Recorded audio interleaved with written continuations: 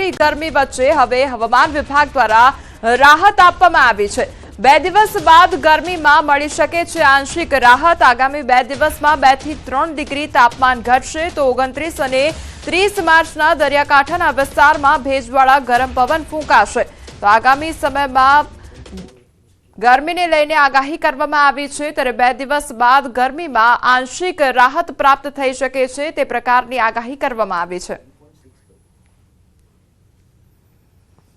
आने वाले दिनों के लिए जो गुजरात स्टेट के लिए फोरकास्ट है उसमें ड्राई वेदर प्रिवेल करेगा और मैक्सिमम टेम्परेचर की बात करेंगे तो आने वाले 2 दिनों के लिए मैक्सिमम टेम्परेचर में 2 से 3 डिग्री का गिरावट का पूर्वानुमान है।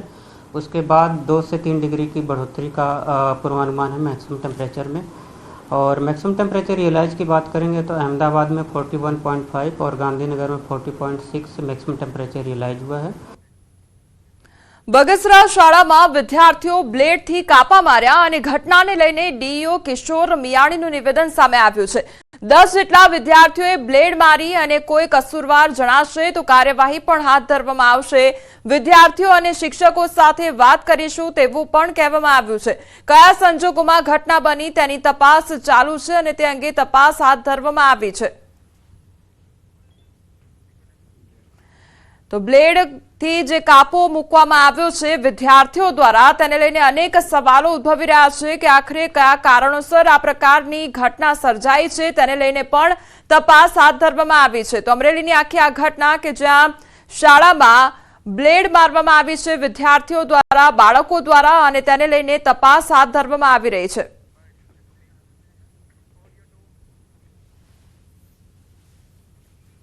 આવું કૃત્ય કરેલ છે એ જાણીશું અને કોઈ કક્ષાએ આમાં એવી બેદરકારી ધ્યાન ઉપર આવશે તો પછી શિક્ષાત્મક કાર્યવાહી કરશું।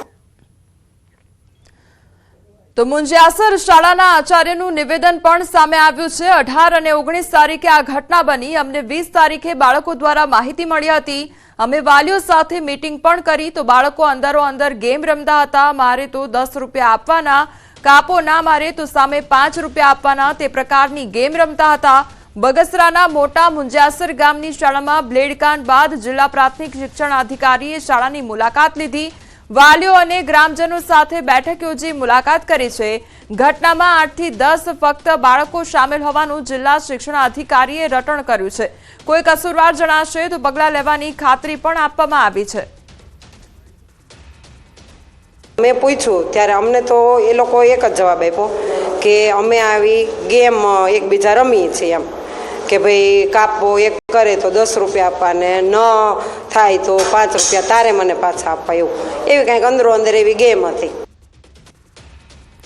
તો અમરેલીના બ્લેડ કાંડ પર કોંગ્રેસ પ્રવક્તા મનીષ દોશીએ પણ પ્રતિક્રિયા આપી છે। તેમણે કહ્યું છે કે આ ગંભીર વિષય છે। આ વિષય પર ન ફક્ત ચિંતા પરંતુ ચિંતન પણ જરૂરી છે।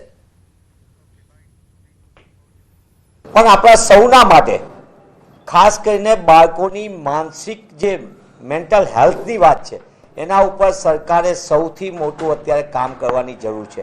સમાજની અંદર કુટુંબો, સંયુક્ત કુટુંબ તૂટી રહ્યા છે, વિભક્ત કુટુંબો આવી રહ્યા છે અને બાળકો મોટા ભાગે ઓનલાઈન ગેમિંગના કારણે જે આઉટડોર ગેમ્સ છે એનાથી વધુમાં વધુ સમય દૂર રહી રહ્યા છે। પુનઃ આપના માધ્યમથી માંગ કરું છું કે આ સમગ્ર બાબતની અંદર સરકાર ગંભીરતાથી લે, માત્ર ચિંતા વ્યક્ત કરવાથી નહીં ચાલે, આની ઉપર ચિંતન પણ કરવું પડશે।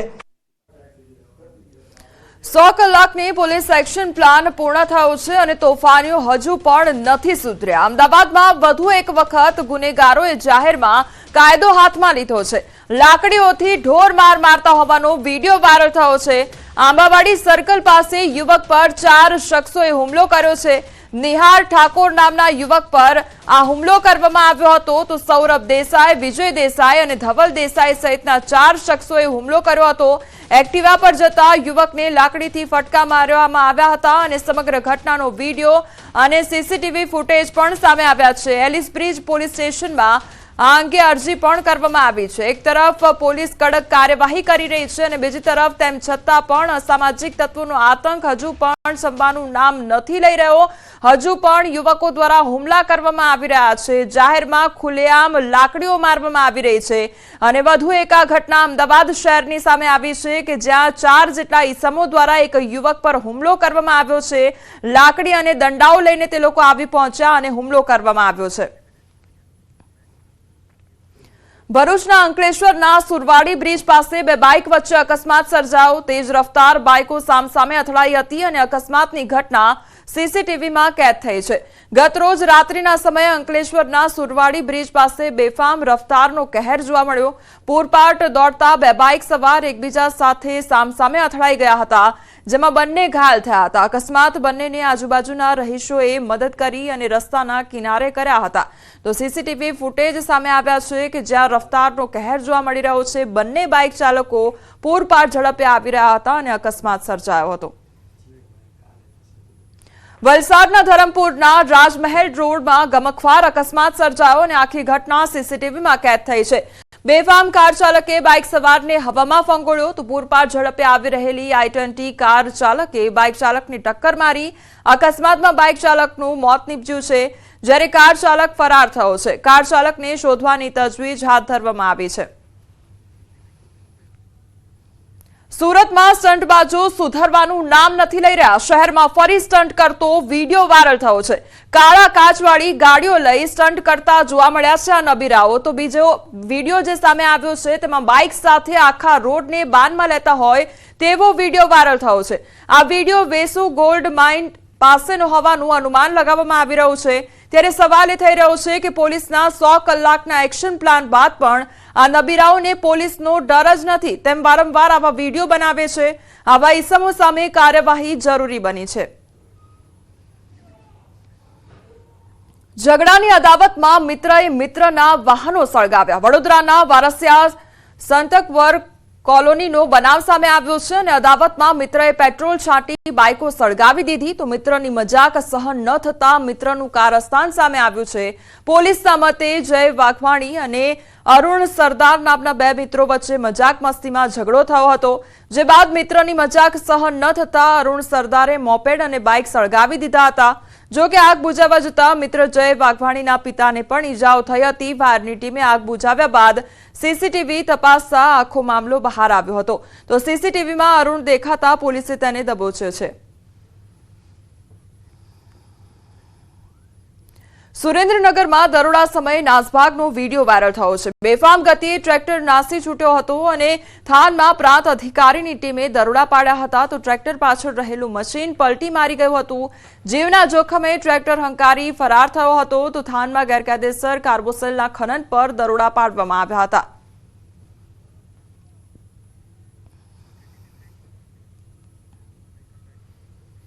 અમદાવાદમાં બોપલમાં પતિએ કરી છે પત્નીની હત્યા અને પત્નીને હત્યા બાદ પતિએ પણ આત્મહત્યા કરી।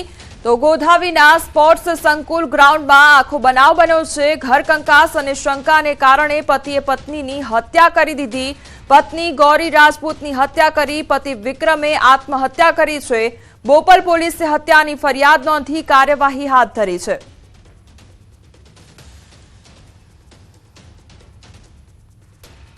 તો પતિ દ્વારા પત્નીની હત્યા કરી દેવામાં આવી છે અને ત્યારબાદ પતિ દ્વારા આત્મહત્યા કરવામાં આવી છે। ઘર કંકાસ તેમજ શંકાની લાગણી હતી તેના કારણે પતિ દ્વારા પત્નીની હત્યા કરી દેવામાં આવી છે। સુરતના સચિન વિસ્તારમાં લવ જેહાદનો કિસ્સો સામે આવ્યો છે, જેમાં એક 16 વર્ષની સગીરાને લગ્નની લાલચ આપી 18 વર્ષીય યુવકે પ્રેમજાળમાં ફસાવી દીધી હતી અને ત્યારબાદ 22 માર્ચે વાસિદ કુરેશીએ ગામમાં પોતાના કિશોર મિત્ર સાથે સગીરાને લઈ ગયો હતો, જ્યાં યુવકે સગીરાને લગ્નની લાલચ આપી તેની શારીરિક છેડતી કરી હતી। જો કે સગીરા જે કારખાનામાં કામ કરતી હતી ત્યાંથી 22 માર્ચે નીકળી જતા પરિવારજનો ચિંતિત હતા।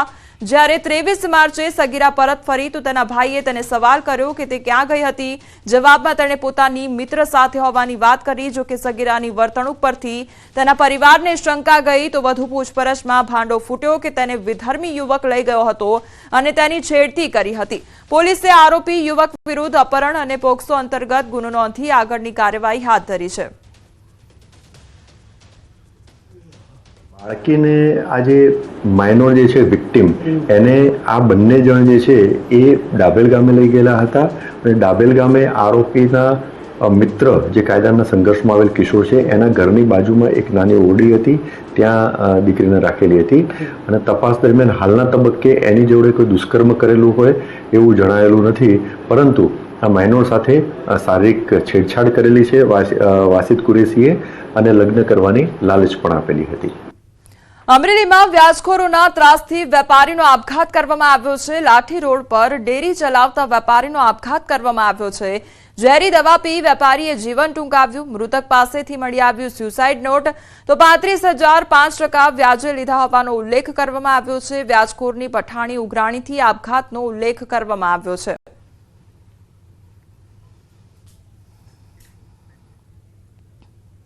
દક્ષિણ ગુજરાતમાં સુરતના કામરેજ સહિત રાજ્યમાં હાઈવે પરના અનેક ટોલનાકા પર સ્થાનિક વાહનોને ટોલ ટેક્સમાંથી મુક્તિ આપવામાં આવી છે. ત્યારે તાપી જિલ્લામાં સુરત ધુલિયા નેશનલ હાઈવે પર ટોલ મુક્તિની માંગ સાથે સ્થાનિક આગેવાનો વિરોધ પ્રદર્શન કરી રહ્યા છે. માંડલ ટોલ પ્લાઝાને સ્થાનિકો બ્લોક કરી માજી સાંસદ અમરસિંહ ચૌધરી સહિતના આગેવાનો ટોલ પ્લાઝા પર જ ધરણા પર બેસી જ્યાં સુધી સ્થાનિક વાહનોને ટોલ ફ્રી કરવામાં ન આવે ત્યાં સુધી ટોલ પ્લાઝા પર બેસી રહેવાની ચીમકી ઉચ્ચારવામાં આવી રહી છે. આ વિરોધના કારણે વાહનોની અવરજવર પણ થંભી ગઈ છે. છેલ્લા કેટલાક વખતથી ટોલ ટેક્સ માટે જુદા જુદા લોકો જુદા જુદા સંગઠનો પ્રયાસ કરતા હતા અને માગણી કરતા હતા કે ટોલ ટેક્સમાંથી મુક્તિ આપો તાપી જિલ્લાને. કારણ કે કામરેજની અંદર સુરત જિલ્લાને ફ્રી છે, ભરૂચની અંદર ભરૂચ જિલ્લાને ફ્રી છે, નવસારીની અંદર નવસારી જિલ્લાને ફ્રી છે, વાપી વલસાડ જિલ્લાને ફ્રી છે. આખા ગુજરાતની અંદર જે તે જિલ્લાને ટોલ ટેક્સમાંથી મુક્તિ આપવામાં આવી છે. માત્ર તાપી જિલ્લો જ એવો છે કે જ્યાં ટોલ ટેક્સમાંથી મુક્તિ નથી મળતી. હું જોયા કરતો તો ઘણા વખતથી કે આ શું કરે છે, મારી પણ ધીરજ ફૂટી ગઈ છે. અમદાવાદ એએમસીના ટાઉન પ્લાનિંગ કમિટીનો મહત્વનો નિર્ણય કરવામાં આવ્યો છે. જાહેરાત રસ્તા પર લાગેલા હોર્ડિંગ્સની બાકી રકમ વસૂલ કરવા ટીપી ચેરમેનનો આદેશ કરવામાં આવ્યો છે. તેમજ 90 કરોડ જેટલી માતબર રકમ વસૂલવાની બાકી હોવાનો ખુલાસો કરવામાં આવ્યો છે. સાથે જ જાહેર રસ્તા પર મંજૂરી વગર લગાવેલા હોર્ડિંગ્સ પણ દૂર કરવા માટે સૂચના આપવામાં આવી છે. હોર્ડિંગ્સની બાકી રકમ સત્વરે રિકવરી કરવા માટે સૂચના પણ આપવામાં આવી છે. જુદા જુદા પ્રકારના આજે જાહેરાત એજન્સીઓ મ્યુનિસિપાલિટીની સામે કોર્ટ કેસ કરી જુદા જુદા બહાના હેઠળ ઘણા બધા કેસો કરી એની સામે સ્ટે ને એ બધા સ્ટે કે વોટ એવર સ્ટેટસ કોને બધું લીધું છે. એના કારણે વસૂલાતો અટકેલી છે. એ રકમ લગભગ 90 કરોડ જેવી થાય છે. એને આગામી દિવસોમાં આ અંગે શું કાર્યવાહી કરવી એ અંગે કમિટીએ સૂચના આપેલી છે. તો માણેક ચોકમાં આવેલ ઘાંચીની પોળમાં મકાન ધરાશાયી થવા મામલે મહત્વનો નિર્ણય કરવામાં આવ્યો છે. એએમસીની ટીપી કમિટીએ બાંધકામની મંજૂરી રદ કરી છે. તો મકાન ધરાશાયી થયું ત્યાં અન્ય મકાનના બાંધકામની પણ કામગીરી ચાલી રહી હતી. બાંધકામ કરનાર એન્જિનિયરની બેદરકારીથી મકાન ધરાશાયી થયું હતું. એએમસીના એસ્ટેટ વિભાગે કડક કાર્યવાહી કરવા પણ સૂચના આપી છે. જે મકાન પડી ગયું હતું એની બાજુનો મકાનવાળાએ મંજૂરી લઈને બનાવવાનું ચાલુ કર્યું હતું, પણ એણે કોઈ પણ પ્રકારની પ્રોટેક્શનની વ્યવસ્થા નથી કરી, જેના કારણે આ મકાન પડી ગયું. આપણે એ લોકોને સૂચના આપેલી છે તંત્રને કે આના અંગે જે બી જવાબદાર એન્જિનિયરો હોય એને પ્લાનમાં સહી કરી હોય જે બી હોય એ લોકોને તાત્કાલિક એની લાયસન્સ કેન્સલ કરી દો અને આ મકાનની રજા ચિઠ્ઠી કેન્સલ કરવાની સૂચના આપી દીધી છે. વડોદરામાં વોર્ડ 2 ના ભાજપ કોર્પોરેટર ભાણજી પટેલે સીન સપાટા કર્યા છે અને સમા જાધવ પાર્ક 4 રસ્તા પાસેની વરસાદી કેચપીટમાંથી પાણીની લાઇન લીકેજ થઈ હતી. જેથી કોર્પોરેટર ભાણજી પટેલ 4 ફૂટ ઊંડી કેચપીટમાં ઉતર્યા હતા. પાણી લાઇન લીકેજ ચેક કરી તેનો અધિકારી પાસે વિડીયો બનાવડાવ્યો. વિડીયો વાયરલ થતા પાલિકાના ઉચ્ચ અધિકારીએ ઉત્તર ઝોનના નાયબ કાર્યપાલક ઇજનેર યોગેશ વસાવાને નોટિસ આપી તો યોગેશ વસાવા પાસે ખુલાસો પણ માંગ્યો છે. કોર્પોરેટરને કંઈ થઈ જતું તો જવાબદારી કોની તેને લઈને જવાબ માંગવામાં આવ્યો છે. કોર્પોરેટર ભાણજી પટેલના સીન સપાટા અધિકારીને ભારે પડ્યા છે.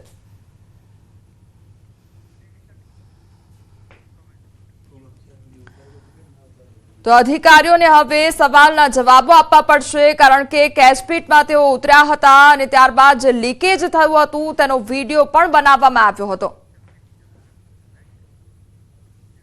જામનગરમાં આરોગ્ય કર્મીઓની હડતાળ યથાવત રાખવામાં આવી છે. જૂની માંગણીઓને લઈને 17 માર્ચથી આરોગ્ય વિભાગના કર્મચારીઓ હડતાળ પર ઉતર્યા છે, જેમની સામે આરોગ્ય વિભાગ દ્વારા એસ્મા લાગુ કરવામાં આવી રહી છે. જામનગરમાં 173 હડતાળ પર રહેલ કર્મચારીઓને નોટિસ ફટકારવામાં આવી છે. તેમ છતાં સરકાર સામે આરોગ્ય કર્મચારીઓ લડી લેવાના મૂડમાં જોવા મળી રહ્યા છે.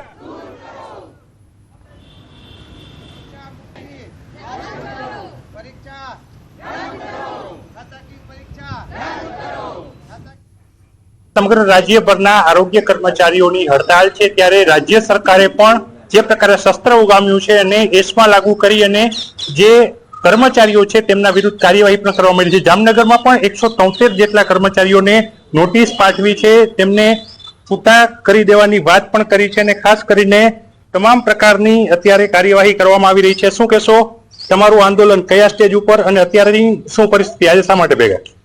આજે અમે અમારી હડતાલ જે લડત છે ખાતાકીય એક્ઝામ જે છે, જે ખાતાકીય એક્ઝામ છે એ અમારા વિષય 12 ની વાત છે. અત્યારે તો અમારે માતૃબાળ કલ્યાણનું જ જોવાનું છે, માતા અને બાળક ઉપર જ કરવાનું છે. જો ખાતાકીય એક્ઝામ લેશે અને અમને 3 તક આપશે તો પણ અમે ફેલ જ થશું. અત્યારે અમારે ગુજરાતી વ્યાકરણ કે ઇંગ્લિશ વ્યાકરણ એવું કાંઈ અમારા મનમાં ન હોય. અત્યારે અમારે માતા અને બાળકને બચાવવાના જ પ્રયાસ કરવાના હોય અને જે અત્યારે અમે એને સેવા દઈ રહ્યા નથી, અમારા આંદોલનમાં છે, અમારા હક માટે. જો અમારો હક સરકાર અમને આપી દે તો અમારી હડતાલ સમેટવા માટે અમે તૈયાર છીએ. અમારું આંદોલન ઘણા વર્ષથી ચાલુ છે. જે ગ્રેડ પે નું આંદોલન છે, અમને ટેકનિકલ ગણીએ અને અમને 2800 ગ્રેડ પે છે, જે અમારો ટેકનિકલ ગ્રેડ પે અમને આપી દઈએ એ જ અમારી સરકાર પ્રત્યેની માંગ છે. રિપોર્ટ પણ આવી ગયો, રિપોર્ટ અમારા ફેવરમાં છે. એટલે કે અમે લોકો ટેકનિકલ છીએ, એ અમારું કામ છે એટલે ટેકનિકલ રહીએ છીએ. અમે સરકારની 4 કમિટીની 4 સભ્યોની જે કમિટી હતી એમાં પણ એને પોઝિટિવ રિસ્પોન્સ આપ્યો છે. એટલે અમારી માંગણી એટલી જ છે કે એ જ કમિટીનો રિપોર્ટ છે એના આધાર ઉપર અમને ટેકનિકલ ગણે અને એમનો ગ્રેડ પે છે એમને આપી દઈએ. અભિપ્રાય મળેલ છે પોઝિટિવ, અને એ જ અભિપ્રાયનો અમલવારી કરવા માટે અમે ખાસ કરેલું છે કે જે ઠરાવ લેખિતમાં આપો અને એની અમલવારી તાત્કાલિક કરો, જેથી અમને મળવા પાત્ર જે અમારા હકો છે એ તાત્કાલિક ધોરણે મળી શકે. એસ્મા લગાડી અને અમારું જે અત્યારે પૂર જોશમાં જે અત્યારે હડતાલ હાલે છે એને વેરવિખેર કરવા માટે સરકાર ઉપરથી અમને એટલું પ્રેશર કરી અને 9 જિલ્લાની અંદર બધા કર્મચારીઓ છે જે એમપીડબલ્યુ એફએડબલ્યુ એને ટર્મિનેટ કર્યા. જામનગરમાં કરેલા નથી, પણ બીજા જે જિલ્લાઓ છે એની અંદર આટલું બધું પ્રેશર કરે છે. મતલબ એક જ છે કે એમની સાથે કોઈ આ હડતાલનું શસ્ત્ર ન ઉગામી શકે. જ્યારે અમારો નિર્ણય આવશે ત્યારે જ અમે હડતાલ સમેટશું. નિર્ણય આવશે ત્યારે જ હડતાલ સંતોષવામાં આવશે. જામનગરમાં પણ 173 જેટલા જે કર્મચારીઓ છે તેમની સામે ખાતાકીય તપાસ છે તેના માટેનું જે ચાર્જશીટ છે તે પણ આપી દેવામાં આવી છે ને હાલ સામ દામ દંડ ભેટથી આ હડતાલ સમેટવામાં આવી રહી છે. તો બીજી તરફ આરોગ્ય કર્મચારીઓ પણ પોતાની હડતાલને લઈને અડગ છે. કિંજલ કારસરિયા, ન્યૂઝ 18 ગુજરાતી, જામનગર.